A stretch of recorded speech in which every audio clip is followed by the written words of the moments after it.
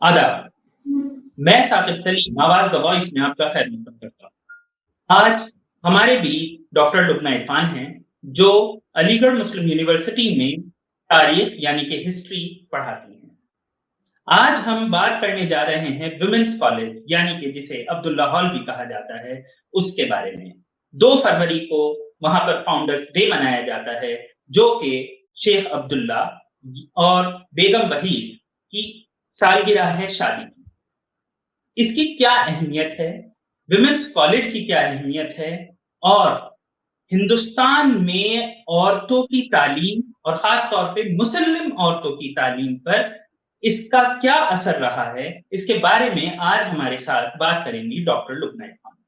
तो डॉक्टर लुब्ना इरफान, मैं चाहूँगा कि आप सबसे पहले हमारे जो ऑडियंस हैं उन्हें ये बताएँ कि विमेन्स कॉलेज से आपका क्या रिश्ता रहा है? किस तरीके का रिश्ता रहा है?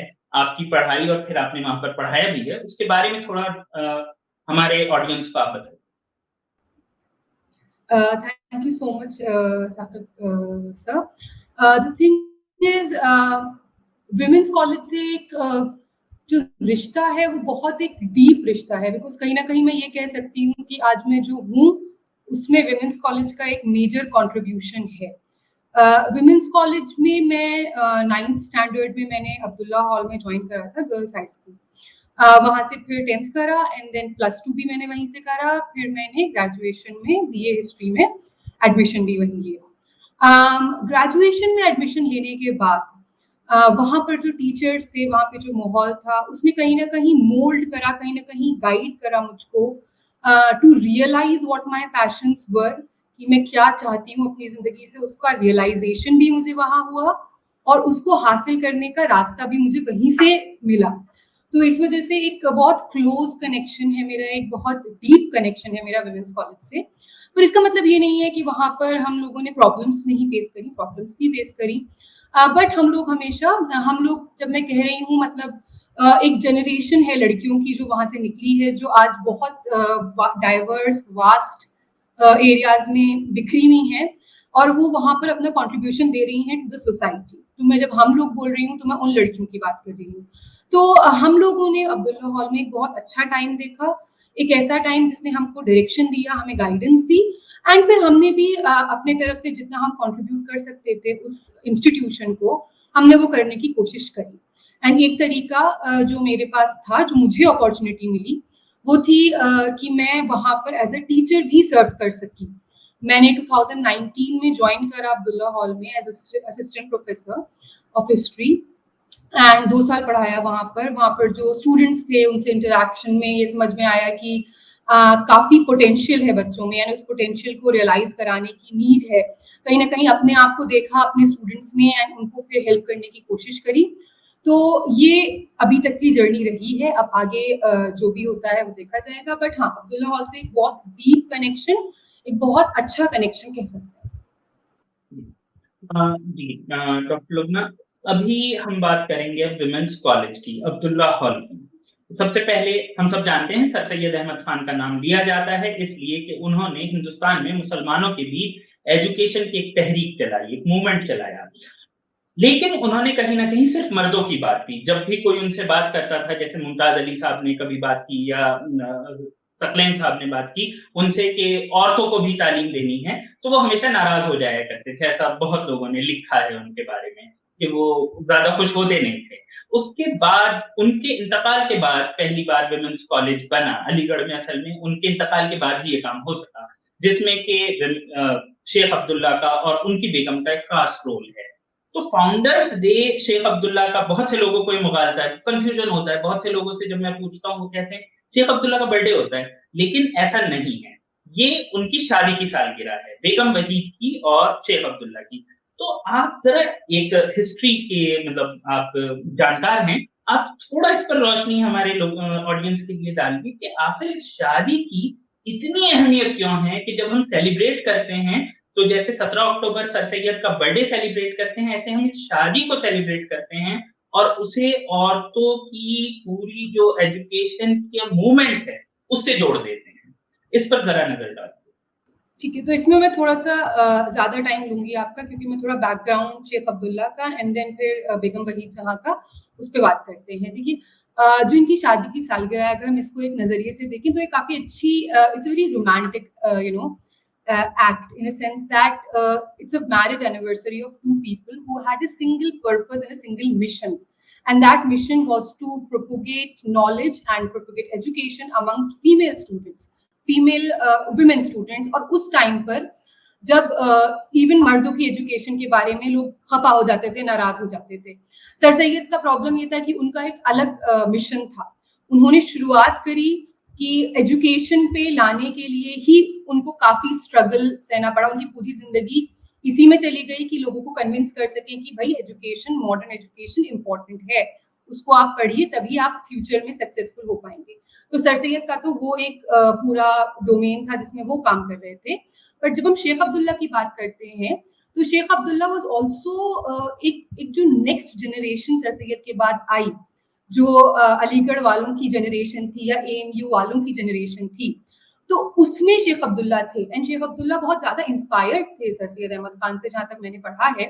तो एक तरीके से वो जो एक मिशन, एक मैसेज, एक एंडेवर था सर सैयद का, उसको इन्होंने कैरी फॉरवर्ड करा। अगर हम सर सैयद से लिंक करना चाहें उनको तो इस तरीके से कर सकते हैं कि वो काफी इंस्पायर्ड थे सर सैयद अहमद खान से, और एक मेजर रोल प्ले करा था सर सैयद अहमद खान की मुहिम में भी शेख अब्दुल्ला ने।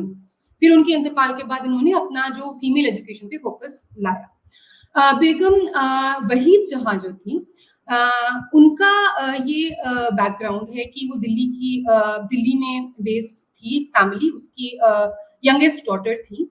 एंड जब शेख अब्दुल्ला की शादी की बात आई थी, तब उनके एक फ्रेंड, उनके जो एक करीबी दोस्त थे, उन्होंने सजेस्ट करा था अपनी बहन का नाम as the wife of Sheikh Abdullah. तो ये जो जब ये पूरी बात चल रही थी शादी की, तो शेख अब्दुल्ला की सिर्फ एक ही शर्त थी शादी से regarding, not related to caste, not related to religion, not related to anything else, but it was related to that the woman and the family should be educated.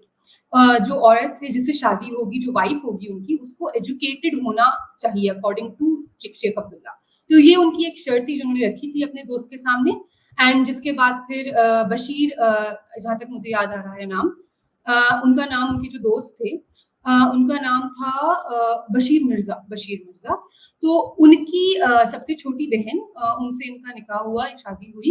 And ये जो पूरा प्रोसेस था, इसमें जो शेख अब्दुल्ला का इंटेंशन था वो ये था कि एक ऐसी लड़की जो एजुकेटेड हो। एंड जो बशीर मिर्जा की फैमिली थी, उसमें जो इनकी बहनें थी, देयर वर 3 or 4 सिस्टर्स, तो all of them were educated, ना सिर्फ उर्दू और पर्शियन की knowledge but also English knowledge, जो उनको वहां पर एक यूरोपियन लेडी आकर उनको पढ़ाया करती थी। तो ये बैकग्राउंड था एक तरीके से ऑफ बेगम वहीद जहां, जिनको हम आला भी कहते हैं और शेख अब्दुल्ला को पापा मियाँ कहते हैं। तो मैं ये टर्म्स आ सकते हैं इंटरचेंजेबली, इसलिए मैं पहले स्टेट कर देती हूँ।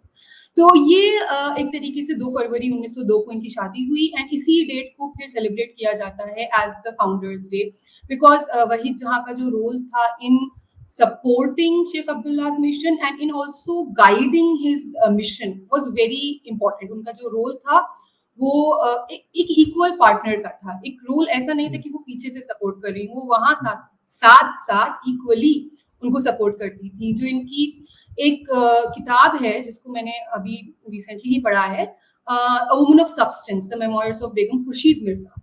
तो ये खुर्शीद मिर्जा इनकी बेटी थी, शेख अब्दुल्ला और आलाबी की। एंड उनके जो ये मेमोयर्स हैं, ये पब्लिश करे हैं उनकी बेटी ने, मतलब granddaughter of Sheikh Abdullah, Lubna Kazi.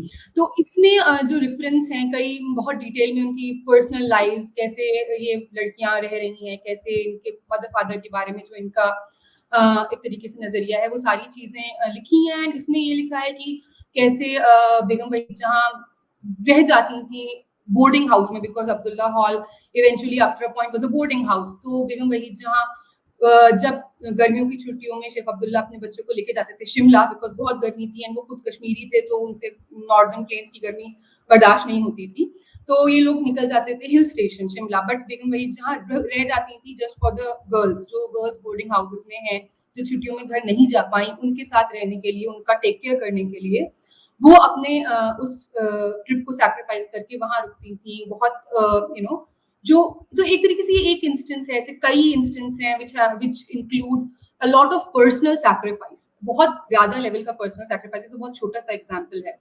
तो कई लेवल्स पे पर्सनल सैक्रिफाइस करा वही जहां ने, तो इसी वजह से शायद ये जो उनकी यूनियन है, जो उनका मैरिज एनिवर्सरी है ऑफ 2 फरवरी, इस वजह से शायद ये इतना रेलेवेंस रखता है। शुक्रिया लुब्ना जी, ये बताने के लिए कि किस तरीके से बेगम वहीद का इम्पोर्टेंस है। जैसा कि हमने भी पढ़ा है, गेल मिनॉल्ट ने भी अपनी किताब में इस बात का जिक्र किया है कि कैसे शादी के बाद ही ये बात शेख अब्दुल्ला को यकीन दिलाया कि औरतों की एजुकेशन जरूरी है। खैर, ये बात हुई एक हिस्टोरिकल बैकग्राउंड की, फिर किस तरीके से बना, ये भी एक इम्पॉर्टेंट चीज है। लेकिन जैसा कि आमतौर पर इल्जाम लगता रहा है, कंट्रोवर्सीज होती रहती हैं विमेंस कॉलेज अलीगढ़ को लेकर, खास तौर पर कि कैसे वहां पर पर्दा सिस्टम आज तक है, कर्फ्यू टाइमिंग्स हैं, कभी लाइब्रेरी को लेकर कोई मुद्दा हो जाता है, आता रहता है। और इसके पस मंजर में हम ये भी देखते हैं कि कहीं ना कहीं जब इसका 1 जनवरी को 1914 1 मार्च 1914 सॉरी, जब बेगम सुल्तान जहां ने इनॉग्रेट किया, तो उन्होंने अपना जो स्पीच थी उसके अंदर ये कहा था कि अभी हमें जरूरत ये है कि हम सोसाइटी को इसलिए तैयार कर दें कि औरतों को एजुकेट करना है। इंग्लिश एजुकेशन बाद में आएगी, फिर मॉडर्न एजुकेशन की बात आएगी, धीरे धीरे हमारी सोसाइटी तैयार होगी। तो उन्हें भी ये उम्मीद थी कि धीरे धीरे तैयार होगी। तो आप इसे किस नजर से देखते हैं कि क्या हमारी सोसाइटी अभी तक इतनी तैयार नहीं हुई है कि औरतों को बिल्कुल मर्दों जैसे कॉलेज में रख सके, या अभी भी हमें ये जरूरत है? क्या आप इसे रिग्रेसिव स्टेप मानते हैं, या जैसे कुछ स्कॉलर्स इसे क्लेम करते हैं कि इंक्लूसिव स्टेप है, क्योंकि जरा बैकवर्ड तबके की लड़कियां भी आती हैं, बहुत ऑर्थोडॉक्स घराने इसलिए ही अलाउ करते हैं? आपका अपना नजरिया क्या है, जैसे कि आप वहाँ की स्टूडेंट से भी मिली हैं, एज स्टूडेंट भी और एज टीचर भी, आपका अपना नजरिया? हाँ, तो मैं अपने पर्सनल एक्सपीरियंसेस से बोलूंगी यहाँ पर। मैं किसी के बारे में कुछ क्लेम नहीं कर रही हूँ कि लोगों का क्या इंटेंशन था या क्या नहीं था। What I experience as a student there and as a teacher there, तो मैं उस बारे में बात करती हूँ। एंड मेरा ये जो ज्यादा एक्सपीरियंस हुआ, बिकॉज एज अ स्टूडेंट हम लोग अपने छोटे से सर्किल में थे कि फ्रेंड्स हैं, यंग भी थे, समझ में भी नहीं आता था ज्यादा चीजें, तो कई कई चीजों पे बड़ा गुस्सा आता था कि ये क्यों है, ये क्यों नहीं है। And I was never a hosteller, तो मेरे ऊपर वो रिस्ट्रिक्शन नहीं था कि आपका कर्फ्यू टाइमिंग है, कि आपको 5 बजे इस 4 दीवारी के अंदर मौजूद होना है, वरना आपके ऊपर लीगल एक्शन लिया जाएगा। तो वो सारी चीजें मैंने फेस नहीं करी, लेकिन मेरे पास I had friends who went through that. तो अब जिस इंटेंशन से शुरू हुआ था, अगर मैं उसके बारे में, बिकॉज हम हिस्ट्री के स्टूडेंट्स हैं बोथ ऑफ अस, तो हमें पता है कि हम हमेशा बैकग्राउंड लेके चलते हैं।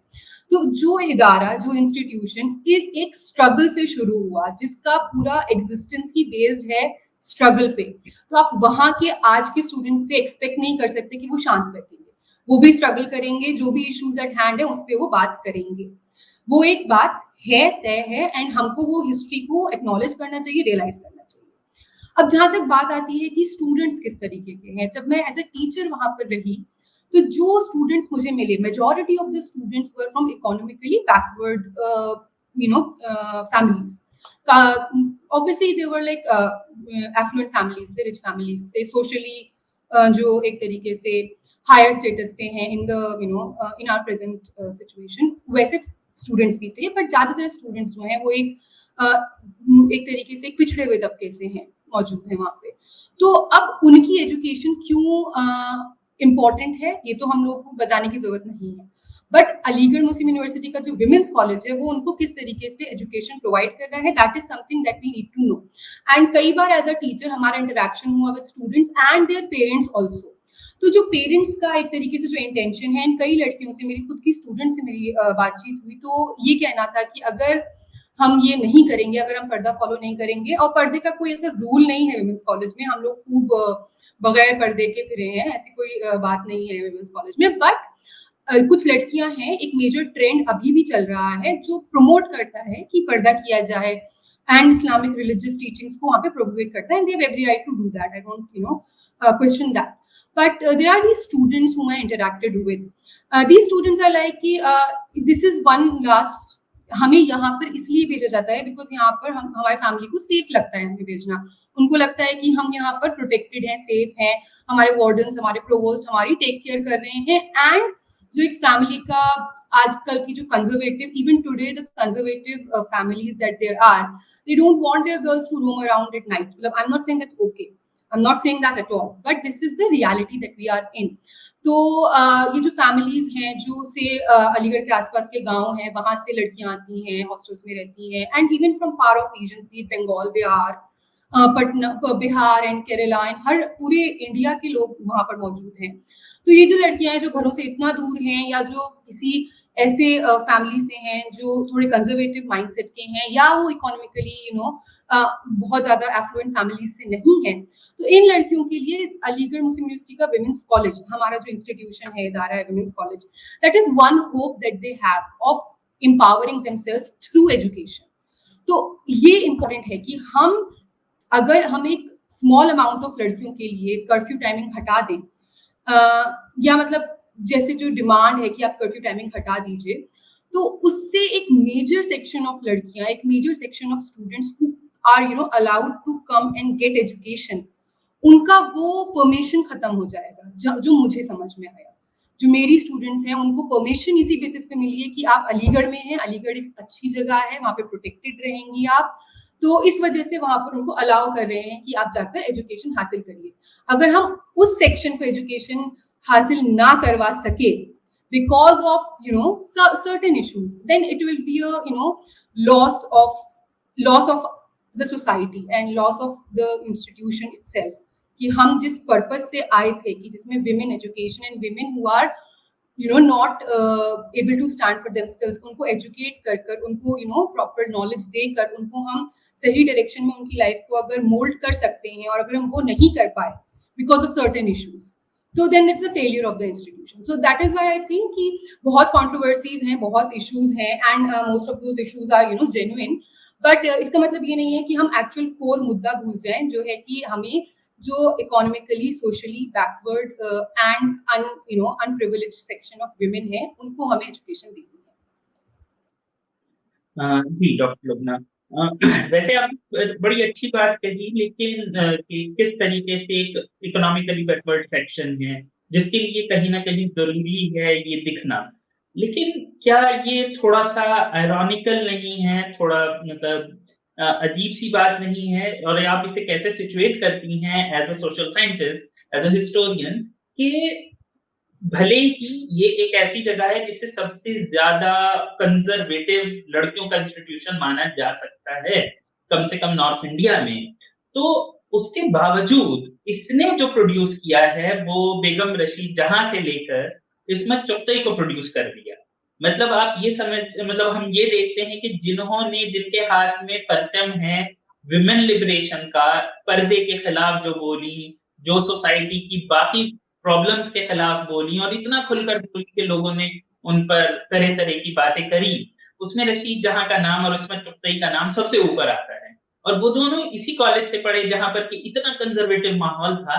लेकिन उसके बावजूद अगर हम खास देखें तो रशीद जहां, उनकी अपनी बहनें, वहां पर 2 बहनें अलग अलग प्रिंसिपल रही, लेकिन अलग से ऐसी कोई तहरीक नहीं करी कि चलिए यहाँ पे कर्फ्यू टाइमिंग हटा देते हैं या फिर जेंडर मिक्स कर देते हैं. ऐसी तहरीक उसके बावजूद उन लोगों ने नहीं चलाई जिन्होंने बाकी दुनिया में परचम बुलंद किया. तो आप इस एम्बिग्युइटी को कैसे देखते हैं? देखिए, एज अ वुमेन हम लोग काफी कॉन्ट्रडिक्शंस में जीते हैं, ठीक है. तो हम लोगों को I am not saying about Rashid Jahan and Ismat Chughtai, they were like pioneers of their time, and अभी भी हम लोग अलीगढ़ वाले उनको जब भी हमसे पूछा जाता है कि क्या प्रोड्यूस करा आपने, हमने इस्मत चुगताई प्रोड्यूस करी, हमने रशीद जहां हमारे इंस्टीट्यूशन से है. ऐसा नहीं है कि जितना कंजर्वेटिव नजर आता है बाहर से उतना कंजर्वेटिव है नहीं माहौल. मैं ये कह रही हूँ from a lived experience, because देखिए ऐसा नहीं है कि स्पेस नहीं है, हम डर कर अपने स्पेसेस को मतलब एक तरीके से ऑक्यूपाई नहीं कर रहे हैं, क्योंकि जब मैंने या देखिए एक कई जनरेशंस ऑफ लड़कियां हैं, एक कुछ हमसे पहले थी, हमारी सीनियर्स, बीट आपको सब नाम पता होंगे, वजीहा आपा हैं, Wajiha Mehdi, Sana Aamir, there like there was a generation of women who were before us. There was हमारी जो कलीग्स थी एंड हमसे जूनियर्स, हमारे जो स्टूडेंट्स हैं एंड हमारे जो जूनियर्स थे, तो there are these women who are not scared, जो डरती नहीं है अपने स्पेसेस को उनको ऑक्यूपाई करने से एंड उनको लेने से। एंड हमेशा से ये एक सेक्शन मौजूद रहा है एंड उस सेक्शन को हमेशा से स्पेस मिला है विमेंस कॉलेज के अंदर हमेशा, बिकॉज आई वॉज नेवर, मैं अपने पर्सनल एक्सपीरियंस से बोल रही हूँ, I was never somebody who would adhere to one particular ideology, ठीक है। हमेशा से एक इवॉल्विंग थॉट रहा एंड शायद इसीलिए हम सोशल साइंटिस्ट हैं, बिकॉज एक चीज से एग्री करने में थोड़ा मुश्किल होती है। तो हमेशा एक चेंजिंग ट्रेडिशन रहा and there were teachers who were there supporting us throughout that process of जो आपका लर्निंग कर्व चल रहा था, जो आपका फेजेस चल रहे थे कि फेमिनिज्म क्या है, फेमिनिज्म क्यों इंपॉर्टेंट है, इस्लामिक फेमिनिज्म क्या है, उसका क्या रिलेवेंस है, इस्लाम कहाँ आता है, फेमिनिज्म कहाँ आता है, how do they coincide, how do they struggle with each other. तो वो सारी चीजें हमारे माइंड में चल रही थी, ग्रेजुएशन में भी, मास्टर्स में भी, एंड विमेंस कॉलेज में हमेशा एक स्पेस रहा जहां पर आप चीजों को क्वेश्चन कर सकते थे, जहाँ पे जो नॉन कंजर्वेटिव थॉट है उसको आप उसके बारे में बात कर सकते हैं, जो इश्यूज हैं उसके बारे में आप डिस्कशन कर सकते हैं। बट आपको जो लड़कियां हैं उनको डरना नहीं है, क्योंकि अगर आप डर जाएंगे तो फिर आपको वो स्पेस कभी नहीं मिलेगा। तो मैं ये नहीं कह रही कि मैं बहुत ब्रेव हूँ, नहीं, हमसे पहले एक जनरेशन थी जिनको हम देखते देखते बड़े हुए, हमने कहा ये कर सकते हैं तो हम क्यों नहीं कर सकते, फिर हमने भी करा। तो हमेशा से एक स्पेस रहा है, उस स्पेस को हमको एक्नॉलेज करना चाहिए एंड हमने चेंज अपनी आंखों के सामने देखा है। अगर हम now we look back at the time, तो कुछ स्पेसेस थे जो खाली मेल डोमिनेटेड थे और हमने देखा है कि वहां पर औरतों का प्रेजेंस अब इज अ कॉमन थिंग, चाहे वो लाइब्रेरी कैंटीन हो, चाहे वो सीसी का स्पेस हो, चाहे वो सड़कें हो जहां पर लोग स्ट्रगल करते हैं। आज के टाइम पे अगर कोई भी स्टूडेंट मूवमेंट होता है तो लड़कियों को पीछे नहीं छोड़ सकते, जब बिकॉज ये एक प्रॉपर स्ट्रगल से, प्रॉपर प्रोसेस से यहाँ पर पहुंचे हैं हम, एंड उस प्रोसेस में कई जनरेशंस की लड़कियां हैं जिन्होंने कॉन्ट्रीब्यूट करा है। तो ये एक हमारे पास हमेशा से स्पेस रहा है, बस हमें उसको ग्रैब करने की नीड है। हम अगर डर के नहीं बैठ सकते, पर मैं ये नहीं कह रही कि एक डोमिनेटिंग कंजर्वेटिव एक तरीके से नहीं है, वो एक डोमिनेटिंग कंजर्वेटिव टोन भी है जो चलता है, लेकिन ऐसा नहीं है कि वो क्रश कर देता है सारे नॉन कंजर्वेटिव आइडियाज को। There is always a space, there is always a place where you can say out your things and there would be obviously consequences but not as threatening, जो आपको डर लगता है उतने थ्रेटनिंग कॉन्सिक्वेंसेज नहीं। जी doctor Lubna, अब एक खास चीज, अभी हमने बात की women's college Abdullah hall, Sheikh Abdullah के बारे में उनकी अपनी साहबजादी ने लिखा है, जिस किताब की आपने भी बात की थी उसमें उन्होंने लिखा है कि शेख अब्दुल्ला से जब ये पूछा उनके टीचर ने कि इंसान और जानवर के बीच क्या फर्क है, तो शेख अब्दुल्ला ने जवाब दिया कि फर्क ये है कि जानवर पढ़ाता नहीं है, टीचर नहीं हो सकता है, अगली जनरेशन को कुछ सिखा नहीं सकता है, जो भी सीखा है इंसान सिखा सकता है, टीचर हो सकता है। तो वो जो जानवर और इंसान के बीच का फर्क है वो आप रिप्रेजेंट करती हैं क्योंकि आप एक टीचर हैं, आप एक औरत हैं, आप एक टीचर हैं, आप विमेंस कॉलेज से पढ़ी हैं, विमेंस कॉलेज में आपने पढ़ाया है। और अब मैं बस आपसे ये जानना चाहूंगा कि खुद एक विमेंस कॉलेज की आपने मूवमेंट देखी है, आपने उसके बारे में पढ़ा है, जाना है और जिया है, और अब आप एक तरीके से उसका एक हिस्सा भी हैं कि आप पढ़ा रही हैं आगे। तो आप इस पूरे इवोल्यूशन को जो पिछले लगभग 100-125 साल में हुआ, आप इसे कैसे देखती हैं और आप इसका मुस्तकबिल, इसका फ्यूचर क्या देखते हैं कि मतलब क्या होगा और क्या होना चाहिए? कहाँ पे अभी सुधार की गुंजाइश है और कहाँ पर सुधार होना चाहिए और हमारा रोड मैप क्या होना चाहिए? जैसे किसी ज़माने में बेगम सुल्तान जहाँ ने कहा था कि रोड मैप ये होना चाहिए कि धीरे-धीरे आप पहुँचे। आप एक दिन में ये नारा ना लगाएँ कि हम औरत और मर्द को सेम तालीम दे देंगे। आप धीरे-धीरे चलिए तो आप कहीं न कहीं पहुँच जाएँगे। तो अब रोड मैप क्या होना चाहिए? अब 125 साल बीत चुके हैं, वक़्त बदला है, सब कुछ बदला है, इन्फॉर्मेशन टेक्नोलॉजी का ज़माना है, इंटरनेट है, सब कुछ है। तो ऐसे में आपका अपना एक नज़रिया अब तक जो हुआ उसको लेकर, क्या वो सही हुआ या उससे ज़्यादा अच्छे से हो सकता था? या और आगे क्या होना चाहिए? हाँ, आपका interesting it's very interesting question. As historians हम लोग बहुत ड्वेल करते हैं कि जो हुआ वो अच्छा हुआ या बुरा हुआ। बट हमको ये पता है कि जो हो गया वो हो गया, उस पे हम कुछ होल्ड नहीं रख सकते। तो अब जो फ्यूचर है उसके लिए जो इम्पोर्टेंट चीज़ है वो ये है कि जो ये एक कॉन्शियसनेस है लड़कियों में, जो आजकल हमारे स्टूडेंट्स, बिकॉज़ कई स्टूडेंट्स हैं, कई जूनियर्स हैं जो काफ़ी ज़्यादा वेल इन्फॉर्म्ड हैं, अवेयर हैं अपने सराउंडिंग से, उन इश्यूज से जिनके बारे में जो वर्ल्ड लेवल पर इम्पोर्टेंट है, जो नेशनल लेवल पे इम्पोर्टेंट है। तो ये एक कॉन्शियसनेस, एक अवेयरनेस लड़कियों में मौजूद है, जो मैंने अपनी आंखों से अपने I have seen these things.